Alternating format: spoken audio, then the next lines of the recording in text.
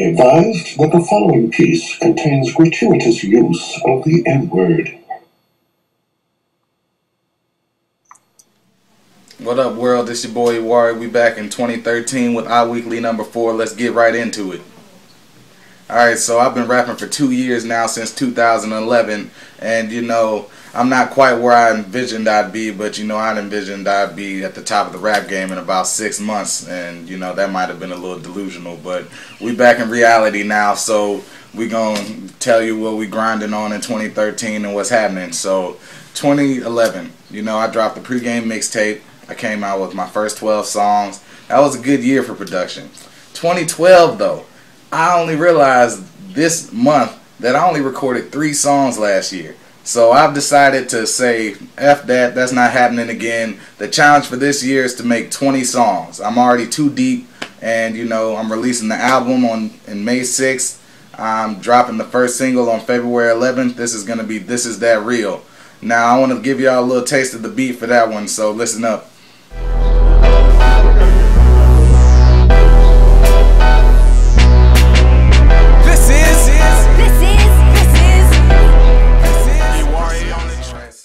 December 25th, I went to see this great movie called Django Unchained. Now, I was a little skeptical when I saw the preview. I actually got a little outtake from that, roll that.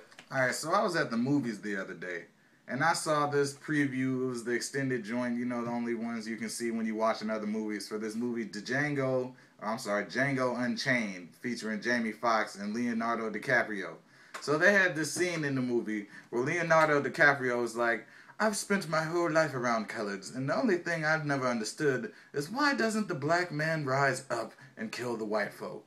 And I was like, God damn, he's right. What the fuck was we doing being slaves for 400 years and not rising up?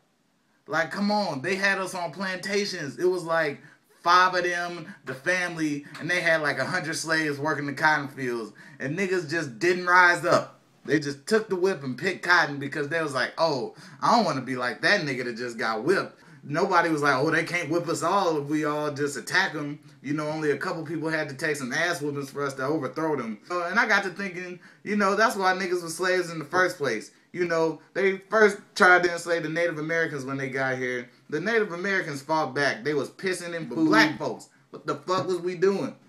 We was already stronger. All we had to do was turn on them niggas, but we didn't. We just took the shit. You know, I felt offended. I felt like some of the shit that white supremacists was saying might just be right. They talking about the black man is lesser than the white man. I'm like, well, when you think about it that way, shit, we didn't rise up against the white man, and we ain't even have no good reason. It just don't even make sense. We didn't even have a black president until over 100 years after we was free. And that nigga half white, you know. But then I actually saw the movie, and oh my God, this is probably the best movie I've ever seen in my life. I think everybody needs to go see this movie, especially if you're a black man. You need to go see this movie. This is probably the best hero we done ever had. I mean, I don't think it just gets better than watching like a whole plantation of slave owners get killed. I mean, I'm sorry, that's just the tops for me. I don't know about you, but if also, I like to think that everybody in that movie pretty much deserves an Oscar. I think Samuel L. Jackson deserves an Oscar for that performance. I mean, Sam has been the realest nigga in film for like 20 years now, and I ain't never seen nobody coon that hard. So, like, that was a big stretch for him. That was like Denzel going crooked in Training Day. You see what I'm saying?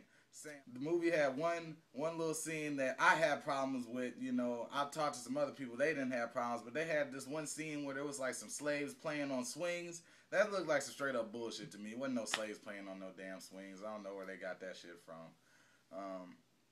Other than that, you kind of get to see Kerry Washington naked, but it is kind of the worst way ever. Like, it's kind of awkward. Like, I'm trying to enjoy the fact that Kerry Washington in her full beautifulness is butt naked, but it's like the worst shit that could be happening, like, racially is going on at the time. So it's like, you want to enjoy it, but you feel like disgusted. It's awkward. We can talk about Les Miserables after it wins all the Oscars for no fucking reason. In the rap game news, a whole bunch of people is dropping mediocre projects. That's fine. What the most interesting thing I read was Lil Wayne's How to Love went platinum 3 times. I'm like, people still buying that song, I guess. Congratulations.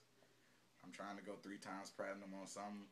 You know, last thing, I just want to give a shout out to everybody out there supporting the music, listening to the music, watching Iweekly, sharing it with their friends, telling anybody about what I'm doing, trying to get me some help from, you know, anybody they know in the industry. You know, I really appreciate your support, and this is really going to be built off of, you know, the love that people feel from my music and everything in the long run. Last thing, I just want to give a shout out to the team, you know, people who've been holding me down since day one. I want to give a shout out to Pablo. My man's been handling the artwork, you know, that you see on all the projects since day one. I didn't even have to ask. The man just threw them at me. You know, shout out to my homegirl Paige. She did my first photo shoot, and she always been holding me down with advice when it comes to the, you know, communication side of the business. Shout out to my man Brian B. Easy Hack. You know, he's my engineer, my DJ. We've been in the studio together already this year, and I'm excited to see what we're going to do. You know, shout out to my big cousin Darkwell, 2L. He on my new single, This Is That Real, you know, giving it that street point of view, and I really appreciate what he's been doing as an artist for a long time, and can't wait to see what we produce as well in the future. Shout out to everybody who has been a part of me succeeding. And you know, Budweiser, where my endorsement at? You feel me? Budweiser, holla at your boy.